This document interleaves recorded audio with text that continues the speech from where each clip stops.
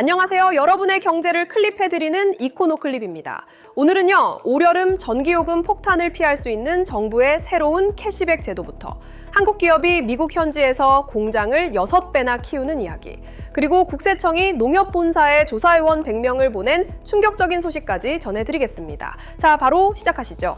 자, 첫 번째 소식은요, 여러분 지갑에 직접적으로 도움이 되는 이야기입니다.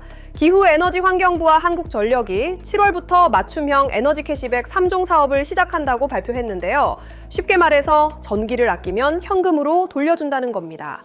먼저 핵심 숫자부터 보겠습니다. 올여름 전기 사용량을 25% 줄인 가구는 전기요금을 최대 67%까지 줄일 수 있습니다. 25% 아꼈는데 67%나 할인이 된다고요? 이게 어떻게 가능한 건지 구조를 좀 뜯어볼게요. 에너지 캐시백이라는 제도 자체는 2023년에 한전이 처음 도입한 건데요. 각 가정이 전기를 절약하면 한전이 다음 달 청구요금에서 차감해주는 방식입니다. 현재 약 179만 가구가 가입해서 혜택을 받고 있어요. 그런데 올해부터 이 제도가 확 달라집니다. 첫 번째 변화, 지급 기준이 낮아졌어요. 과거에는 직전 2개년 대비 3% 이상 줄여야 캐시백을 받을 수 있었는데요. 올해부터는 1%만 줄여도 캐시백이 나옵니다. 킬로와트 시당 30원에서 120원을 현금으로 돌려주는 거죠. 문턱은 낮추고 혜택은 키운 겁니다. 두 번째 변화가 진짜 핵심인데요. 7월부터 8월까지 평일 오후 5시에서 8시 사이에 전기를 절약하면 킬로와트 시당 무려 500원의 캐시백을 줍니다. 월 최대 10,000원 한도예요. 왜 하필 평일 저녁 5시에서 8시냐? 이 시간대가 바로 전력 수급의 가장 위험한 시간이기 때문입니다. 낮에는 태양광 발전이 전력을 충분히 공급하잖아요. 그런데 해가 지는 오후 5시부터는 태양광 발전량이 뚝 떨어집니다. 반면에 사람들은 퇴근하고 집에 와서 에어컨을 켜고 밥을 하고 TV를 보죠. 전기 공급은 줄어드는데 수요는 폭발하는 시간대인 거예요. 이걸 에너지 분야에서는 더커브, 오리곡선이라고 부르는데요. 태양광 발전이 많은 낮에는 전력이 남아돌다가 해가 지면 갑자기 수요가 치솟는 모양이 오리목처럼 생겼다고 해서 붙은 이름입니다. 정부가 바로 이 오리목 시간대에 절전을 유도하려고 파격적인 캐시백을 걸어둔 거죠. 구체적인 예시를 들어볼게요. 지난 2년간 7월에 평균 400kWh를 쓰던 가정이 있다고 합시다. 이 가정이 평일 저녁 시간대를 중심으로 절전해서 올 7월 사용량을 300kWh로 줄였다면요. 먼저 사용량 자체가 줄었으니까 부가요금이 73,000원에서 46,000원으로 떨어집니다. 여기에 기본 캐시백 12,000원이 붙고요. 여름 피크 시간대 캐시백 10,000원이 또 붙습니다. 총 22,000원의 추가 혜택을 받게 되는 거예요. 결과적으로 전기를 25% 절감했는데 요금은 67%가 줄어드는 마법 같은 구조가 만들어지는 겁니다. 다만 여기서 한 가지 짚어야 할 게 있습니다. 여름 피크 시간대 캐시백을 받으려면 해당 가정의 지능형 전력 계량기 AMI라고 하는데요. 이게 설치되어 있어야 합니다. 시간대별 전기 사용량을 측정할 수 있어야 하니까요. 문제는 현재 아파트 세대별 AMI, 보급률이 10%대에 불과하다는 겁니다. 그러니까 대부분의 아파트 가구는 피크 시간대 500원 캐시백을 당장은 받기 어렵다는 얘기죠.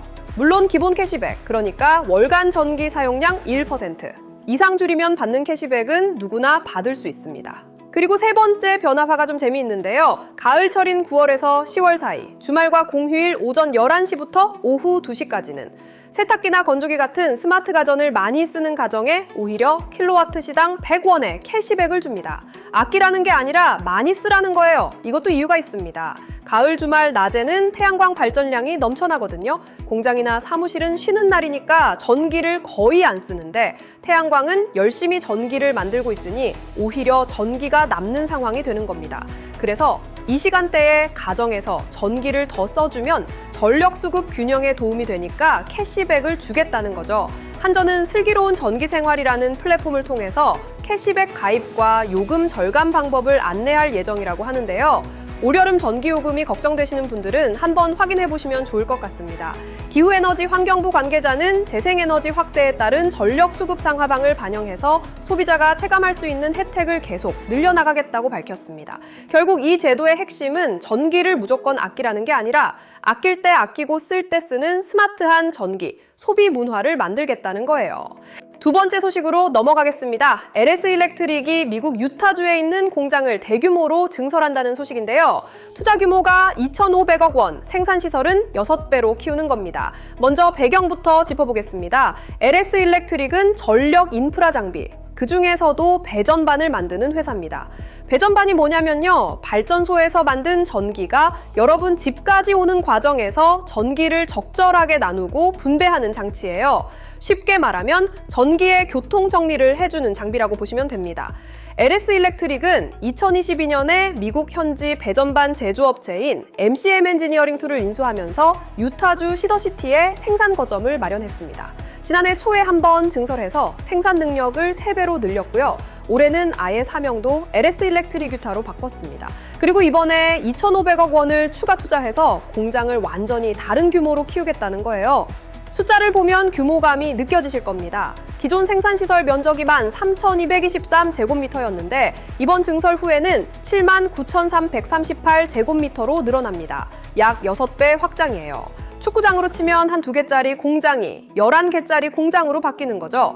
완공 후 연간 생산 능력은 현재 약 10배 수준으로 확대될 전망이고 2027년 초 가동이 목표입니다. 그런데 왜 이렇게까지 미국 현지에서 공장을 키우는 걸까요? 가장 큰 이유는 북미 전력 인프라 수요가 폭발적으로 늘고 있기 때문입니다. 지금 미국에서 무슨 일이 벌어지고 있냐면요. AI 데이터 센터가 미국 전역에 건설되고 있잖아요. 이 데이터 센터 하나가 소비하는 전력이 웬만한 소도시 하나 수준입니다. 거기에 전기차 충전 인프라, 노후 전력망 교체, 재생에너지 연결까지 미국의 전력 인프라 투자가 수십 년 만에 가장 활발한 시기를 맞고 있는 겁니다. 이런 상황에서 배전반 수요가 엄청나게 늘어나고 있는데 미국 내에서 이걸 공급할 수 있는 업체가 충분하지 않습니다. LS 일렉트릭이 바로 이 틈을 공략하고 있는 거죠. 이번 증설에서 주목할 또 하나의 포인트는 LS 일렉트릭이 단순히 생산 라인만 늘리는 게 아니라는 겁니다. 현지 고객사 수요에 맞춘 설계와 연구개발 기능까지 추가할 예정이에요. 제품 기획부터 개발, 제조까지 한 곳에서 이루어지는 올인원 시설을 만들겠다는 겁니다. LS 일렉트릭 관계자는 빅테크 고객사가 요구하는 고부가 가치 배전반 생산 시설도 구축하겠다고 밝혔는데요. 빅테크라고 하면 구글, 마이크로소프트, 아마존 같은 기업들이겠죠. 이런 회사들이 데이터 센터를 지을 때 필요한 특수 배전 장비를 미국 현지에서 바로 설계하고 만들어서 납품하겠다는 전략입니다. 이건 한국 제조업의 해외 진출 패턴이 바뀌고 있다는 걸 보여주는 사례이기도 합니다. 과거에는 한국에서 만들어서 수출하는 방식이 대부분이었잖아요. 그런데 지금은 현지에 공장을 짓고 현지에서 연구개발하고 현지 고객과 직접 소통하는 방식으로 바뀌고 있는 거예요. 특히 미국 시장에서는 바이 아메리칸, 그러니까 미국산 제품을 우대하는 정책이 강화되면서 현지 생산이 거의 필수가 되었습니다. LS 일렉트릭은 현재 충북 청주에 있는 북미 수출 거점 공장 수준으로 유타 공장의 역량을 키우겠다고 했는데요. 한국의 기술력과 미국의 시장 접근성을 동시에 잡겠다는 포석인 거죠. 전력 인프라는 눈에 잘 안 보이지만 AI 시대의 가장 중요한 인프라 중 하나입니다. 데이터 센터든 전기차든 재생에너지든 결국 전기가 있어야 돌아가니까요. LS 일렉트릭의 이번 투자는 이런 큰 흐름에 올라탄 전략적 베팅이라고 볼 수 있겠습니다. 참고로 LS 일렉트릭의 이번 유타 증설은 지난 25일에 기공식을 열었는데요. 이미 국내 청주 공장에서 북미향 수출로 검증된 기술력을 바탕으로 한 확장이라서 성공 가능성이 높다는 평가를 받고 있습니다. 마지막 세 번째 소식은 좀 무거운 이야기입니다. 국세청이 농협중앙회에 대해 특별 세무조사에 착수했습니다. 서울지방국세청 조사사국이 6월 29일 서울 중구에 있는 농협중앙회 본사에 조사요원 100여 명을 투입했는데요. 100명이면 정말 대규모 조사입니다. 보통 일반적인 세무조사에는 조사원이 10명에서 20명 정도 투입되거든요. 100명이라는 건 국세청이 이번 건을 매우 중대하게 보고 있다는 뜻입니다.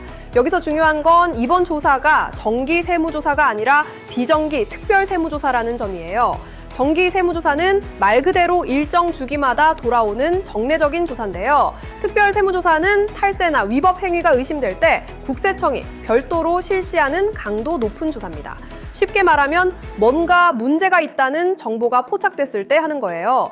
이번 조사의 배경에는 농협중앙회를 둘러싼 여러 의혹이 있습니다.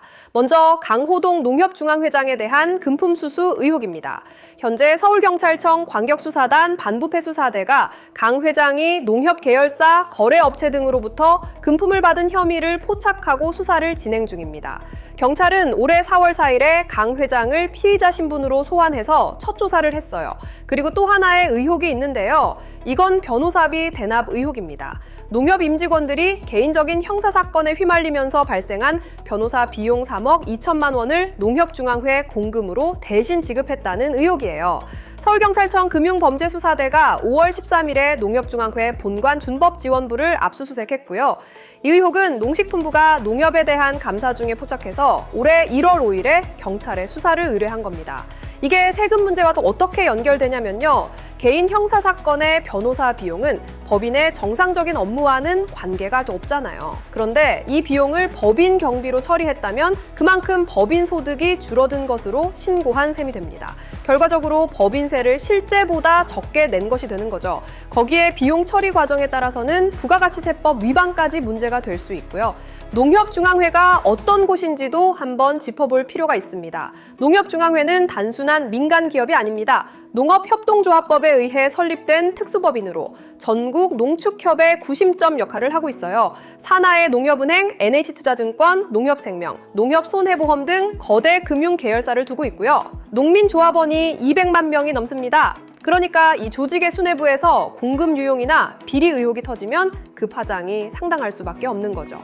특히 농협은 농민들의 출자금과 예탁금으로 운영되는 조직이기 때문에 자금 운용의 투명성이 일반 기업보다 더 엄격하게 요구됩니다. 이번 국세청의 특별세무조사는 경찰 수사와는 별개로 회계 처리의 적정성과 자금 운용 전반을 들여다볼 것으로 전해지고 있는데요. 경찰 수사에 국세청 세무조사까지 겹치면서 강호동 회장의 사법 리스크가 상당히 부각되고 있는 상황입니다. 조사 결과에 따라서는 횡령, 배임, 탈세 등 여러 혐의가 추가될 가능성도 배제할 수 없겠죠. 농협중앙회 측의 공식 입장은 아직 나오지 않은 상태인데요. 앞으로 조사가 어떻게 진행되는지 그리고 농협 경영 전반에 어떤 영향을 미치는지 계속 지켜봐야 할 것 같습니다. 자, 오늘 세 가지 소식을 정리해보면요. 전기요금 캐시백 강화에서 보듯이 정부는 에너지 소비 패턴을 바꾸기 위해 직접적인 인센티브를 쓰고 있고요. LS일렉트릭의 미국 투자에서는 한국 기업들이 글로벌 전력, 인프라 시장에서 기회를 잡아가는 모습이 보입니다. 반면 농협 세무조사는 공적기관의 자금 투명성이 얼마나 중요한지를 다시 한번 보여주는 사례죠. 오늘도 이코노클립이었습니다. 좋은 하루 되세요.